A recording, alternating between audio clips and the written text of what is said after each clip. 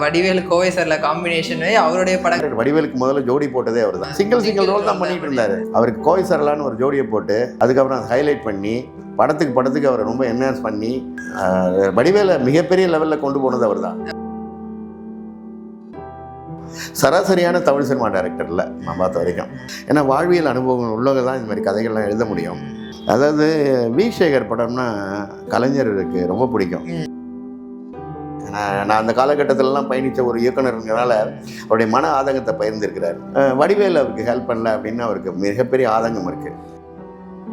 வடிவேல் இல்லைன்னா அந்த படத்தில் டோட்டல் என்டர்டெயின்மெண்ட்டும் இருக்காது. வடிவேல் படத்தை காப்பாற்றினார். அதே மாதிரி வடிவேலை இவருக்கு பெரிய லெவலில் கொண்டு போனார். ரெண்டு பேருக்கும் பரஸ்பரம். அது எவ்வளோ சார் மிஸ் பண்ணுறீங்க? ஏன்னா உங்கள் சமகாலத்தவங்க கூட பயணித்த ஒரு இயக்குனர், நிறையா கூட பேசியிருப்பீங்க, பழகிருப்பீங்க, பல நினைவுகள் இருக்கும். இன்னைக்கு அவர் நம்ம கூட இல்லை அப்படின்னும் போது. சினிமா ஸ்கொயர் நேயர்களுக்கு வணக்கம். இன்னைக்கு நம்மிடையே இயக்குனர் பாரதி மோகன் சார் இணைஞ்சிருக்காரு. வணக்கம் சார். வணக்கம் சார். வணக்கம்.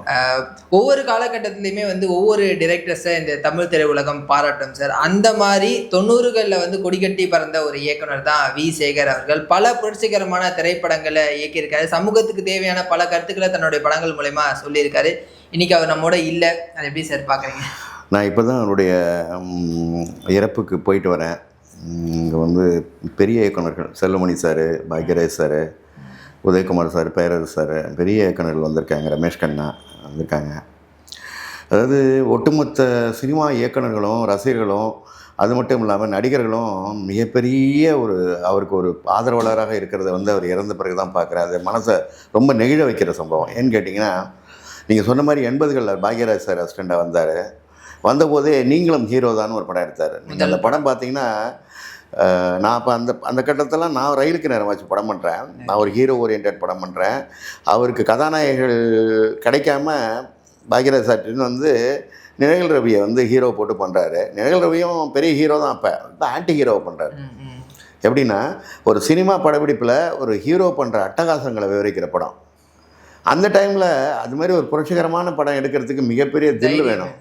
ஏன்னா முதல் படம், அதுவும் நீங்கள் நடிகர்களை எதிர்த்து எடுக்கிறீங்க, அவங்க பண்ணுற அட்ராசிட்டிஸ் எடுக்கிறீங்க, அதுக்கு மிகப்பெரிய தைரியம். பயங்கரமான எல்லா நடிகர்களும் அப்படி இல்லை. ஆனால் பதவி வந்த பிறகும், அதாவது வசதி வந்த பிறகு, பெரிய புகழ் வந்த பிறகு அந்த நடிகர்கள் எப்படியெல்லாம் தயாரிப்பாளர்களையும் மக்களையும் கஷ்டப்படுத்துகிறாங்க, திரைக்கு பின்னாடி நடிக்கிறாங்க அப்படிங்கிறத அப்பட்டமாக சொல்கிற படம். அதில் இருக்கிற எல்லா சீன்ஸுமே நான் ரொம்ப இம்ப்ரெஸ் ஆனேன். அதில் ஒரு பேட்டி முடிச்சோன்னே அவர் சொன்னார், கதை தான் என்னோடய ஹீரோ. என்னங்க ஆர்டிஸ்ட் இல்லாமல் எடுத்திருக்கீங்க அப்படின்னு கேட்குறாங்க. ஏன் நிழல் ரவி பார்த்தா ஆர்டிஸ்ட்டாக இல்லையா? இல்லைங்க, அவர் கேரக்டர் மாதிரி தான் இருக்கார், ஹீரோவாக இல்லையா? இந்த படம் தான் ஹீரோ, என்னுடைய கதை தான் ஹீரோ அப்படின்னு சொல்லி பேட்டி பிரமாதமாக ஒன்று சொன்னார். காரணம்னா, அந்த இடத்துல ரசிகர்கள் அவருக்கு உயிரை கொடுக்குற மாதிரி ரசிகர்கள் அந்த படத்தில் நீங்களும் ஹீரோலாம். அந்த உயிரை கொடுக்குற ரசிகர்கள் என்ன பண்ணுவாங்க, நம்ம இடத்துல வந்திருக்கிறாரு நடிகர் அப்படின்னு பார்க்கணுன்னு வருவாங்க. வரத்துக்கும் போது அந்த ரசிகர் மன்ற தலைவர் ஒருத்தர் ஆக்சிடெண்ட்டில் இறந்துடுறாரு, முக்கியமாக இருக்கிறவர். அப்போது இவர் மது அருந்திட்டு இருக்காரு நிழல் ரவி உள்ளார. உதவியாளர் கேட்குறாரு, நம்ம ரசிகர் மன்ற அமைப்பாளர்கள் எல்லாம் வந்திருக்காங்க, ரசிகர்கள் வந்திருக்காங்க, அவங்கள உள்ளார வர சொன்னோம். வேணாண்டா, அப்புறம் டொனேஷன்லாம் கேட்பான், அப்புறம் நான் சேர்ந்து அவனோட சேர்ந்து நான் இடத்துக்கு போகணும், நான் சேர்ந்து அவன் இறப்புக்கு போகணும், நான் இறப்பில் அழுவணும், இதெல்லாம் இந்த நேரத்தில் நான் கொஞ்சம் நல்ல ஜாலியாக என்டர்டெயின்மெண்ட்டாக இருக்கிற இடத்துல வேணாம், நீ எதாவது சொல்லி அனுப்பிவிடு அப்படின்னு சொல்லுவார். ஆக்சுவலாக இந்த சீன் அந்த கரூர் சம்பவத்துக்கு அப்புறம் நிறைய ட்ரெண்ட் ஆச்சு சார். நிறைய சோஷியல் மீடியாவில் ட்ரெண்டான ஒரு சீன் இது.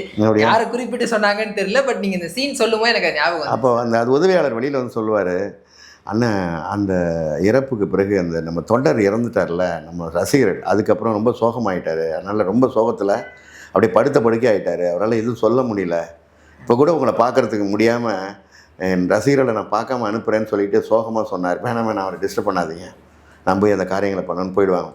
இப்படி ஒரு போலித்தனமான ஒரு வாழ்க்கையில் தோலுரிச்சு காட்டுற மாதிரி சில விஷயங்கள் நிறைய பண்ணார்.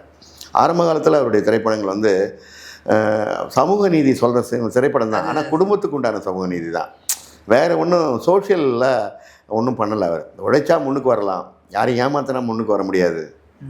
ஒவ்வொரு மனிதனுடைய தன்னுடைய கேரக்டர், ஒரிஜினல் கேரக்டர் ஒருத்தர் இருக்கான், உள்ளுக்குள்ள அந்நியன் ஒருத்தர் இருக்கான்.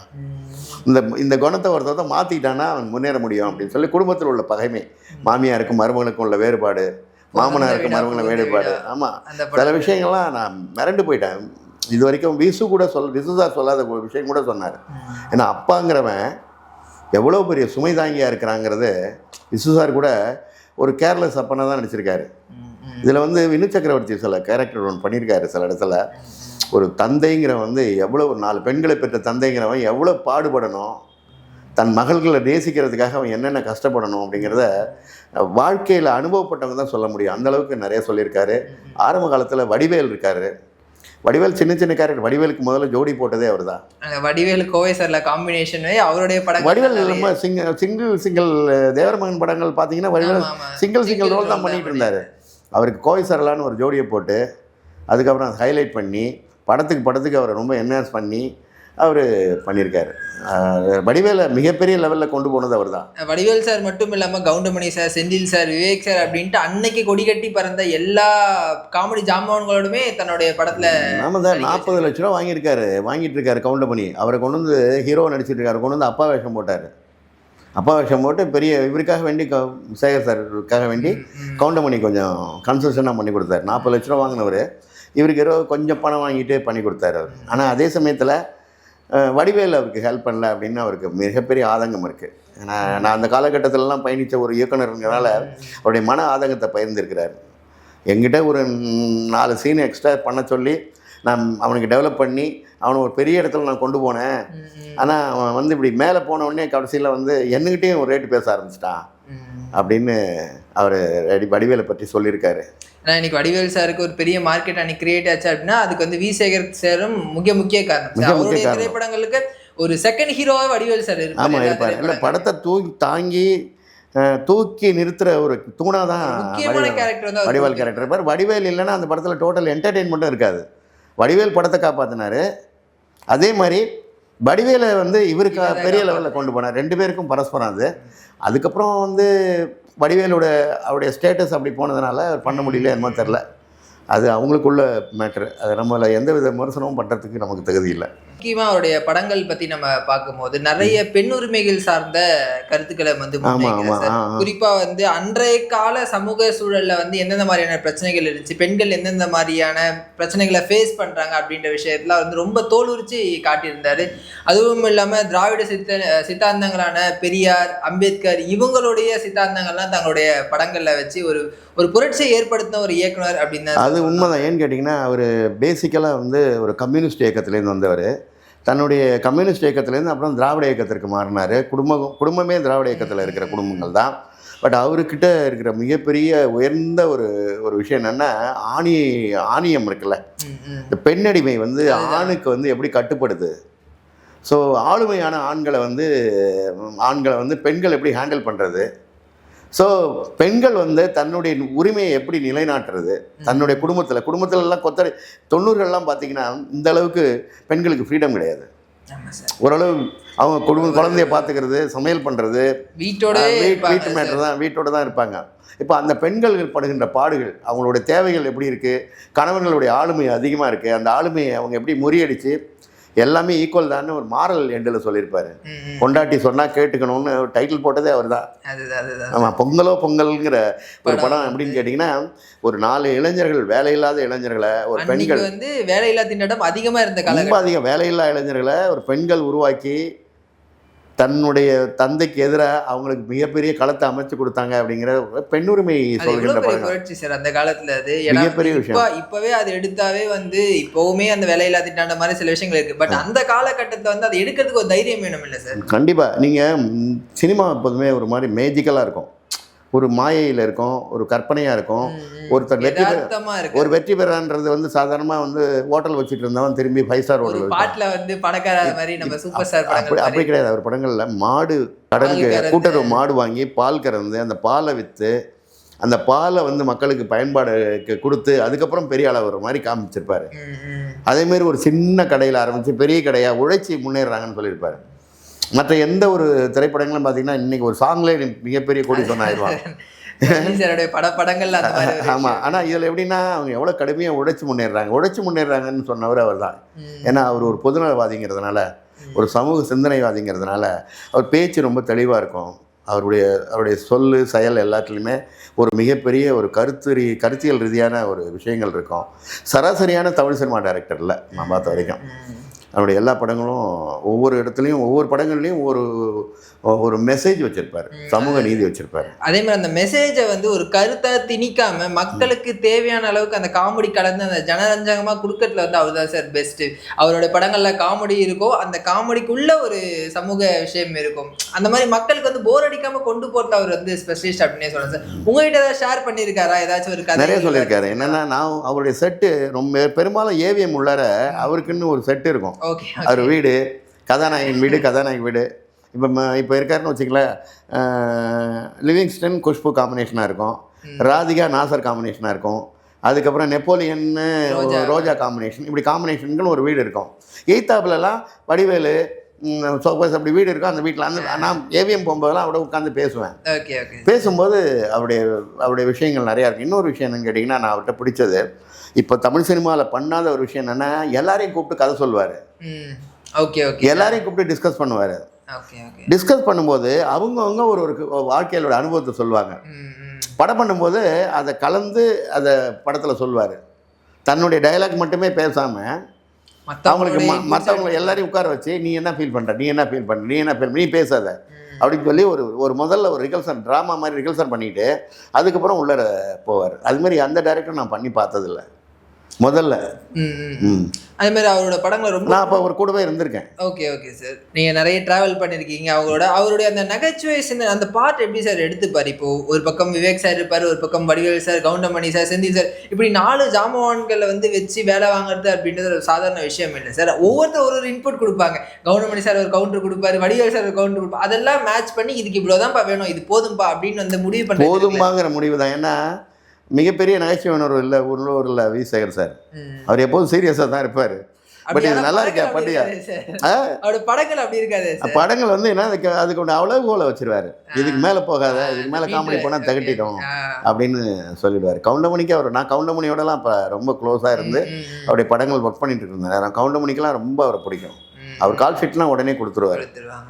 அதே மாதிரி அந்த காலகட்டத்தில் வந்து குடும்பமாக போய் கொண்டாடின படங்கள் அவருடைய படங்களும் ஒன்று. இன்றைக்கி வந்து குடும்ப படம் எடுங்கப்பா அப்படின்ட்டு வந்து எல்லாரும் கேட்குற அளவுக்கு இன்றைக்கி தமிழ் சினிமாவோட நிலைமை இருக்குது. பட் அன்னைக்கு காலகட்டத்தில் வந்து இவரோட படத்துக்கு போனால் ஃபேமிலியாக போகலாம்ப்பா, ஒரு கிளாமரான சீன்ஸ் இருக்காது, வல்கரான பாட்டுகள் இருக்காது, டபுள் மீனிங் டைலாக்ஸ் இருக்காது, எதுவுமே இருக்காது. நீங்கள் போனீங்கன்னா ஒரு நல்ல சிரித்து ஜாலியாக ஒரு சமூக கருத்தோடு வெளியே வரலாம் அப்படின்ற மாதிரியான ஒரு படங்கள் தான் எடுத்தது. அதுக்கப்புறம் கொஞ்சம் காலகட்டத்தில் ஒரு படங்கள் எடுக்கிறது நிறுத்திட்டாரு சார். ஏன் சார்? அது சார், நீங்கள் 90கள் காலகட்டத்தில் பார்த்தீங்கன்னா பெண்கள்லாம் பகல் ஷோ போயிடுவாங்க. காலையில் கணவன் போயிடுவான், வெளியில் வேலைக்கு போயிடுவாங்க. மத்தியானம் ஷோ இருக்கும், அப்படி இல்லைன்னா ஈவினிங் மேட்னி ஷோ இருக்கும். இந்த ஷோக்கு தான் பெண்கள் போகிறது. அது சேகர் சார் படம் அப்படின்னா மேட்னி ஷோ ஃபுல்லாக பெண்கள். ஏன்னா இப்போது இருக்கிற மாதிரி மால்லாம் கிடையாது. ஒவ்வொரு ஊர்லேயும் ஒரு டென்ட் தியேட்டரு, ஒரு ஸ்மால் தியேட்டரு, ஒரு சிங்கிள் தியேட்டர்லாம் உண்டு. அந்த தியேட்டர்கள் ஃபுல்லாக கம்ப்ளீட்டாக வி சேகர் சார் தான் ஆக்குபை பண்ணியிருப்பார். அதுமாரி அவருடைய டோட்டல் ஒரு ட்ரெண்டு என்னன்னு கேட்டிங்கன்னா, அதாவது மக்களுக்கு வந்து இந்த குடும்பத்தை பற்றிய புரிதல் உண்டாக்குறது, கணவனுக்கும் மனைவிக்கும் உள்ள வேறுபாடு, இந்த ஆணியல் ஆளுமை, பெண்ணியல் பேலக்கூடாதுங்கிறது. அப்புறம் வந்து கடுமையான விஷயங்கள் பார்த்திங்கன்னா, ஆண்கள் தான் மிக கடுமையாக இருந்திருப்பாங்க, பெண்கள்லாம் அட்ஜஸ்டபிள் இருப்பாங்க. 1-2 சீன்ஸில் ஒரு கேரக்டரில் வடிவுக்கரசி ரொம்ப டஃப்பான மாமியார் இருந்திருப்பாங்க. ஆமாம், அதில் கொஞ்சம் டஃப்பான மாமியார் இருந்திருப்பாங்க. அதுமாரி டஃப்பான சில லேடிஸ் கேரக்டர் இருக்கலாம். பட் எல்லா பெண்கள் கேரக்டரையும் அவர் உயர்த்தி பிடிச்சார், அவங்களுக்கான கொடி பறக்க விட்டார். அது எப்படின்னா, அது இப்படி ஒரு காலகட்டத்துக்கு வந்தபோது ட்ரெண்ட் சேஞ்சஸ் வந்துச்சு. கரண்ட்டு சினிமாவில் சரியாக மாற்றங்கள் வந்துச்சு. மாற்றம் வரும்போது இளைஞர்களுக்கான கதைன்னு வந்தது. லவ், காதல். அவர் லவ், காதல் இதெல்லாம் வந்து பெருசாக சொல்ல தெரியாது, குடும்ப கதை தான் யதார்த்த கதைகள் மட்டும்தான் பண்ணிட்டு. அப்படி 1-2 படங்கள் பண்ணார். ஏன்னா பெரும்பாலும் சொந்த படமோ இல்லை ரெகுலராக அவருக்கு ஃபைனான்ஸ் கொடுக்குறவங்களோ அவங்களுக்கு தான் பண்ணுவார். அதுக்கப்புறம் ஒரு காலகட்டத்தில் அவர் இந்த ட்ரெண்டுக்கு நம்ம சரிப்பட்டு வரமாட்டோம்னு சொல்லிட்டு அவர் ஒதுங்கிட்டார். நம்ம காலகட்டம் வேறப்பா, இது வேறப்பா, நமக்கு வந்து என்ன செட் ஆகாது அப்படின்ற மாதிரி. என்னை பொறுத்த வரைக்கும் அவர்கிட்ட வருத்தம் என்னன்னு கேட்டிங்கன்னா, நான் நிறைய தடவை அவர்கிட்ட பேசும்போது சொல்லியிருக்கேன், ஏன் சார் சீரியல் பண்ணக்கூடாது, இத்தகைய படங்கள் பண்ணிட்டு நம்ம சீரியல் பண்ணிட்டு பண்ணக்கூடாது. புகழ்பெற்ற இயக்குனர் சீரியல் பண்ண நல்லா இருக்காதுல்ல சார், அந்த அந்த ஒரு ஆதங்கம். ஆனால் அவருடைய கருத்துக்கள்லாம் சீரியலில் வந்தால் இன்னும் நல்லா இருந்திருக்கும்னு எனக்கு தோணுச்சு, வேற ஒன்றும் இல்லை. அதே மாதிரி வந்து காலம் மாறி போச்சுன்னு ஒரு திரைப்படம் சார், நீங்க பார்த்துருப்பீங்க, எல்லாருமே பார்த்து இது பண்ண, Pandiraj sir, Sundararajan sir, Vadivel sir எல்லாமே. அதில் அந்த பெண்களுக்கான சொத்து அப்படின்ற ஒரு விஷயம் இருக்கு சார். ஆண்களுக்கு மட்டும்தான் அந்த குடும்ப சொத்து போகணும் அப்படின்ற அந்த காலகட்டத்தில் அது ரொம்ப பெரிய இஷ்யூவா இருந்துச்சு. கலைஞர் அவர்கள் தான் வந்து பெண்களுக்கு சம உரிமை வேணும் அப்படின்னு ஒரு திட்டத்தை ஒரு சட்டத்தை போட்டிருந்தாரு.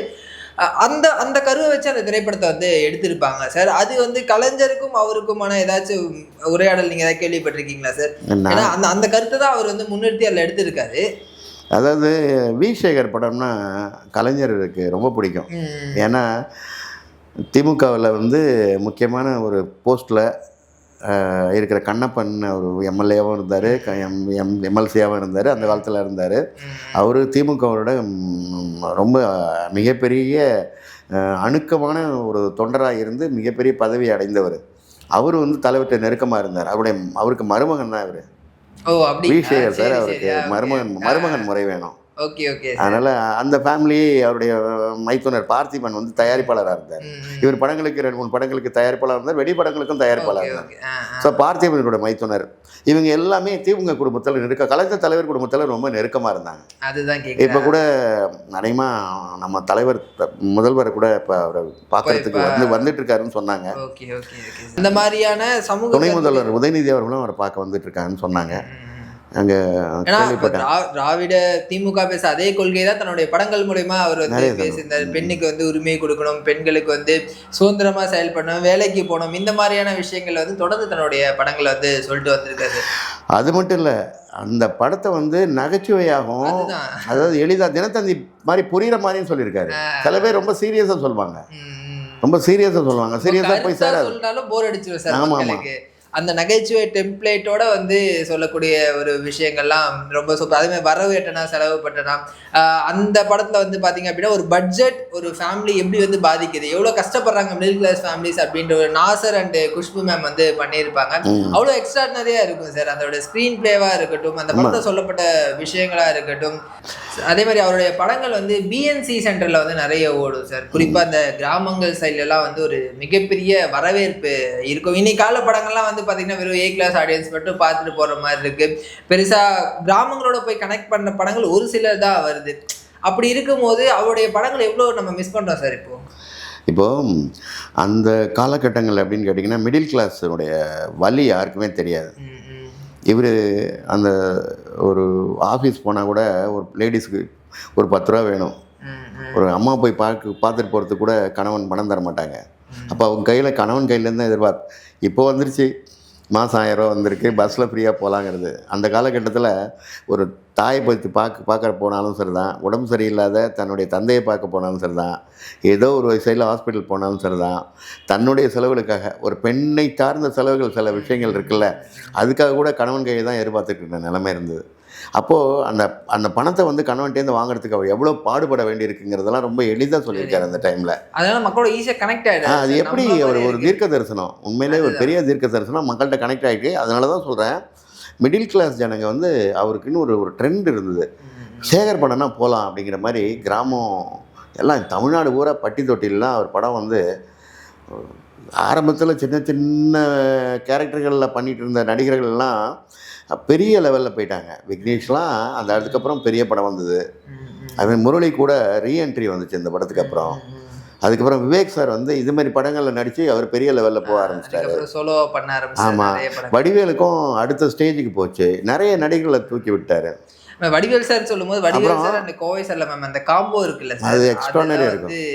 இன்னைக்கு வரைக்குமே அந்த மாதிரியான காலங்கள் திரும்ப வருமா அப்படின்ட்டு நிறைய பேர் எங்கிட்டு இருக்கு. அந்த மாதிரி இப்போ வர படங்கள்லாம் வந்து பெருசா காமெடி கிடையாது, காமெடியே கிடையாது. ஃபர்ஸ்ட் அப்படியே காமெடியா தான் ரொம்ப கிரிஞ்சா இருக்கு, சிரிப்பே வர மாட்டேன், அந்த மாதிரியான நிறைய குற்றச்சாட்டுகள் ரசிகர் வைக்கிறாங்க. ஆனா அந்த காலத்துல வந்து எப்படி சார் யோசிச்சு எழுதியிருப்பாரு அவர் இந்த மாதிரி? அவரு ஒரு லைனை கொடுப்பாரு, அப்புறம் அவங்களுக்குள்ள ஒரு அண்டர்ஸ்டாண்டிங்கில் விட்டுருவார்.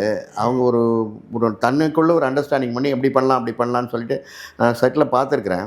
அதுக்கப்புறம் அதை வந்து கண்ட்ரோல் பண்ணி இப்படி பண்ணால் நல்லாயிருக்கும், அப்படி பண்ணலாம், இப்படி பண்ணாதீங்க, அப்படி பண்ணாதீங்க, அடிச்சிட்டுமா போட்டு அப்படின்னு அப்படின்னு அடிக்கிற சீன் நல்லா வேகமாக அடிச்சிரு, அப்போ தான் நல்லாயிருக்கும் அப்படின்னு. ஒரு தடவை 2 தடவை அடித்தோடனே அங்கே செட்டில் உட்காரனால பயங்கர பூஸ்ட்டாக ஒரு அப்ரிசியேஷன் கொடுத்தோடனே இன்னும் தியேட்டரில் எப்படி இருக்குன்னு சொல்லிட்டு அதை அப்படி டெவலப் பண்ணார். ஒரு கிரியேட்டர் அப்படி தான் ஜனங்களோட பல்ஸையும் அங்கே இருக்கிற ஆடியன்ஸோட பல்ஸையும் வச்சு அதை அப்படியே டெவலப் பண்ணி அதுக்குன்னு ஒரு பாணியை ட்ரேட் பண்ணி பண்ணிட்டாரு. அதுக்கப்புறம் அவரோட படங்கள் ஒரு கட்டத்துக்கு மேலே அவர் இயக்கத்தை நிறுத்திட்டாரு. அதுக்கப்புறம் அவருடைய வாழ்க்கை எப்படி சார் இருந்தது? அவர் அவர் மாதிரி ஒரு திரை ஞானி தான் அவர். ஏன்னா இப்படி சிந்திக்கிறதுக்கு சாதாரண மனிதர்களால் முடியாது. மிடில் கிளாஸ் வாழ்க்கையை ரொம்ப அற்புதமாக சொன்னவர், அந்த பல்ஸை சொன்னவர். ஏன்னா வாழ்வியல் அனுபவம் உள்ளவங்க தான் இந்த மாதிரி கதைகள்லாம் எழுத முடியும். அதுக்கப்புறம் ட்ரெண்டு வேறு மாதிரி ஆயிடுச்சு. மிடில் கிளாஸுங்கிறவங்க வந்து எப்படின்னா ஹை கிளாஸ் நோட்ஸு பயன்படுத்த ஆரம்பிச்சிட்டாங்க. பைக்கு வாங்கினவங்க என்னென்னா அடுத்தது உழைச்சி தான் மறுபடியும் கார் வாங்கணும், உழைக்காமே அடுத்தது BMW போகணுன்னு ஆரம்பிச்சிட்டாங்க. அப்போ தான் அவருடைய ட்ரெண்டு ஆமாம் லைட்டாக மாறிடுச்சு. சரி, இனிமேல் வர்ற தலைமுறைக்கு வந்து நம்முடைய படங்கள் எடுபடாது அப்படின்னு சொல்லிட்டு அவர் சைலண்ட்டாக ஒதுக்கிட்டு புத்தகங்கள் எழுதுறது, அப்புறம் திராவிட சிந்தனைகளில் கம்ப்ளீட்டாக அதுக்கான மீட்டிங்ஸ்லாம் போகிறது, அமைதியாக தன்னுடைய கிராமத்தில் போய் உட்காந்துருக்கிறது, நண்பர்களை சந்திக்கிறது, இந்தமாரி காலகட்டங்களில் அவர் ட்ராவல் பண்ண ஆரம்பிச்சிட்டாரு. அதுக்கு இல்லாமல் அவரை பயன்படுத்திட்டவங்களும் அவரை தவறாக சமயத்தில் உபயோகப்படுத்திக்கிட்டாங்க. அதனால் அவர் வாழ்க்கையில் மிகப்பெரிய எதிர்மறையான விஷயங்கள் அவரை ரொம்ப பாதிச்சுது. வடிவேல் சாரோட சொன்னீங்க, அவர் ஒரு கட்டத்துக்கு போயிட்டதுக்கு அப்புறம் ஹெல்ப் பண்ணல அப்படின்ற மாதிரியான விஷயங்கள்லாம் சொல்லாரு அப்படின்னு சொன்னீங்க. அது இவரே பேட்டியில் சொல்லியிருக்காரு. நான் ஒரு பேட்டியிலே படித்தேன். அப்புறம் நான் எவ்வளோ நல்லா டெவலப் பண்ணி கொண்டு போனேன். அதுக்கப்புறம் எங்கிட்டே அவன் கேட்ட பணத்தை என்னால் கொடுக்க முடியல. அப்போ கூட அவர் வடிவேலை தவறாக சொல்லலை. அவன் கேட்ட பணத்தை என்னால் கொடுக்க முடியல, அவ்வளோதான். அதனால் நான் அவனை வச்சு எடுக்கிறதுக்கு தகுதி இல்லாதவன்னு நான் நினச்சிக்கிட்டேன் அப்படின்னு சொல்லிட்டார். வேறு ஒன்றும் இல்லை. அவர் என்னதான் இருந்தாலும் நம்ம இந்த நிலைமைக்கு இருக்கோம் அப்படின்னு வடிவேல் சார் நிலைமைக்கு இருக்காருன்னா அதுக்கு முக்கிய காரணம் அவருடைய திரைப்படங்கள். அப்படி இருக்கும்போது அந்த மாதிரி படத்தை எப்படி சார் அவர் அக்செப்ட் பண்ணுறாரு? அது எவ்வளோ பாதிச்சிருக்கும் சார் மனதளவில்? அவர் நிறைய விஷயங்கள் எப்படின்னா, தன்னை கடந்து போகிறவர்கள் வெற்றி பெற்று போகும்போது நம்ம சும்மா இருக்கிறமேன்ற பாதிப்பு பெருசாக இருக்கும். ஒரு சமயம் சிவாஜி சார் எவ்வளோ கொடி கட்டி பிறந்தார். ஒரு காலகட்டத்தில் அவர் ஆக்ட் பண்ண முடியாத போது அவரால் சும்மா வீட்டில் இருக்க முடியும் போது அதுவே அவருக்கு மிகப்பெரிய ஒரு இதய பாதிப்பு உண்டாச்சு. அதேமாரி படைப்பாளிகளுக்கும் அப்படி தான். நல்ல தெளிவாக நிறைய பண்ணலாம், சாகிற வரைக்கும் நம்ம எடுத்துக்கிட்டே இருக்கலாங்கிற படைப்பாளிகள் திடீர்னு ஒரு காலகட்டத்தில் ட்ரெண்டு மாறின பிறகு அந்த ட்ரெண்டில் தன்னை அப்டேட் பண்ணிக்க முடியாமல் இருக்கும்பொழுது அந்த பாதிப்பு அவங்களுடைய மனத்தையும் உடல்நிலையும் அவங்க இருதயத்தையும் பாதிக்கும். அது உண்மையான விஷயந்தான். அவருடைய இறுதி நாட்கள் அப்படின்றது அதை பற்றி ஏதாச்சும் உங்களுக்கு தெரியுமா சார்? அவருடைய இறுதி நாட்கள் எப்படி இருந்துச்சு? அவருக்கு இப்போ இந்த ஒரு மரணம் அப்படின்றது திடீர்னு நடந்த ஒரு நிகழ்வு மாதிரி இருக்கு. அவருக்கு உடம்புல ஏதாச்சும் பிரச்சனையா இல்லை என்னது? இது எப்படி சார் எடுத்துக்க முடியும்? இல்லை சார், உங்களுக்கு ஒரு காலகட்டத்தில் ஒரு உதவி இயக்குனராக ஒரு 25 வயசில் வந்திருப்பார். இப்போ அவருக்கு ஒரு 71 வயசு 72 வயசு இருக்குன்னு வச்சுங்க. இந்த ஒரு 50 ஆண்டு காலம் அப்படியே இரவு பகலாக அதுக்காக சினிமாவுக்காக உடைச்சது, சிந்திச்சது, எடிட்டிங் போனது, இந்த வாழ்க்கையில் மிகப்பெரிய நேரங்களை செலவு பண்ணும்போது உடலை பராமரிக்காமல் விட்டுருக்கலாம். அதனால் உடல் உபாதைகள் ஏதாவது இருந்திருக்கலாம். அது மன ரீதியாகவும் எந்த ரீதியாகவும் அவரை தாக்கியிருக்கலாம். வேறு ஒன்றும் அவருக்கு இது இயற்கையான மரணம் தான். அதான் என்ன இப்போ உடம்பு சரியாம ஹாஸ்பிட்டல் அந்த மாதிரி தகவல் கூட நாங்கள் கேள்விப்பட்டோம். அவர் இறந்துட்டாரு அப்படின்ற மாதிரி ஷாக்கிங்கா இருந்துச்சு. அதை நான் கேட்டேன். அண்ட் எவ்வளோ சார் மிஸ் பண்ணுறீங்க? ஏன்னா உங்கள் சமகாலத்தில் உங்க கூட பயணித்த ஒரு இயக்குனர், நிறையா கூட பேசியிருப்பீங்க, பழகிருப்பீங்க, பல நினைவுகள் இருக்கும். இன்னைக்கு அவர் நம்ம கூட இல்லை அப்படின்னும் போது அது நீங்கள் எப்படி சார் ஃபீல் பண்ணுறீங்க? நான் இப்போ தான் ஒரு வாரத்துக்கு முன்னாடி, ஒரு வாரம் இல்லை, ஒரு 15 நாளைக்கு முன்னாடி படையாண்ட மாவீரான்னு ஒரு படம் பார்த்தேன். அதை அந்த படத்தோட இயக்குனர் கௌதமன் நம்ம சாருக்கு விசாகருக்கு போட்டு காமிச்சார். சாரோட உட்காந்து தான் நானும் படம் பார்த்தேன். 2 பேரும் பார்த்துட்டு தான் வெளியில் வந்தோம். வெளியில் வந்த பிறகு அவர் எவ்வளோ பாசிட்டிவாக இருந்திருக்காருன்றது எனக்கு அவர் பேச்சிலே கண்ணீர் வந்துருச்சு. ஒரு சிறப்பான படைப்பு, இந்த மாதிரி படைப்பாளிகள்லாம் போற்றப்படணும். ஒரு வாழ்க்கையிலேருந்து சில உயர்ந்த மிகப்பெரிய ஒரு போராளிகளை கொண்டு நிறுத்துகிற மாதிரி படம் எடுத்துருக்கிறான் கௌதமன்ட்ட இவ்வளோ திறமை இருக்குன்னு எனக்கு நினைக்கவே இல்லை. அவ்வளோ பிரமாதமாக எடுத்துருக்கிறான் அப்படின்னு அது போற்றுகின்ற தன்மை, அடுத்த ஒரு படைப்பை மதிப்புகின்ற தன்மை. அப்போ ரொம்ப ஆரோக்கியமாக இருந்தார். அழகாக மாடிப்படி ஏறி வந்தார். அவர் உடலில் கோளாறோ மனசில் கோளாறோ இருதய கோளாறோ எதுவும் இல்லாத மாதிரி ரொம்ப தெளிவாக இருந்தார். இப்போ நானும் ரொம்ப நேரம் அவர்கிட்ட பேசிகிட்டு இருந்தேன். பழைய நினைவுகள்லாம் பேசிகிட்டு இருந்தோம். அந்த மேஜிக் லேண்டன் ஸ்டுடியோவில் நுங்கம்பாக்கத்தில். இது எவ்வளோ நாட்களுக்கு முன்னாடி சார் இது வந்து கரெக்டாக ஒரு 20 டேஸ் இருக்கும். 20 டேஸ். ஓ, அப்போ நல்லா இருந்தவர் இன்னைக்கு வந்து இல்லைன்னும் போது ஒரு 20 டேஸ் 25 டேஸ் இருக்கும் மேக்ஸிமம்.